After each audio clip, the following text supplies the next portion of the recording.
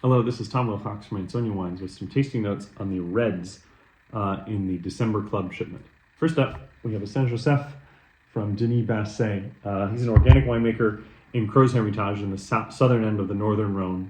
This is 100% Syrah, and this is actually from Saint Joseph, which is across the valley, across the Rhone River.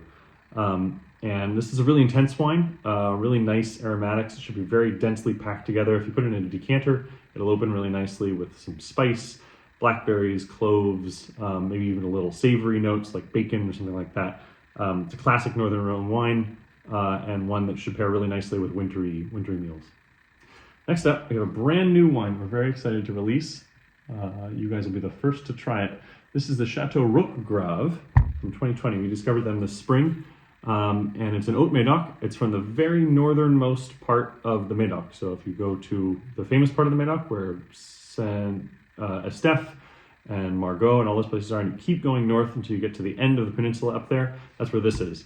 And this is mostly Merlot with a little bit of Cabernet Franc and a little bit of Cabernet Sauvignon. Really nice juiciness. There's a really nice kind of quality of intensity without heaviness to this wine. It's very fruit forward, very kind of all up front, lots going on. The tannins are kind of mid tannins. It's ready to drink right now. It isn't the most age-worthy or complex wine you'll ever have, but it's a really nice kind of weeknight Bordeaux, pizza, steak frite, something like that. It should be a real treat.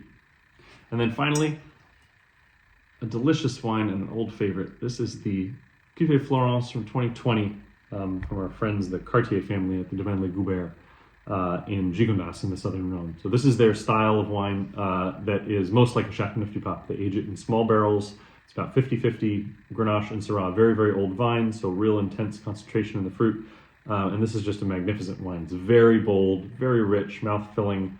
When it first gets here, it's often a little bit too oaky for our tastes, but at this point, it's really, the oak has melted nicely into the wine, and it's just a treat. It's a very cozy, big, rich, wintry wine, and we think a perfect one for December.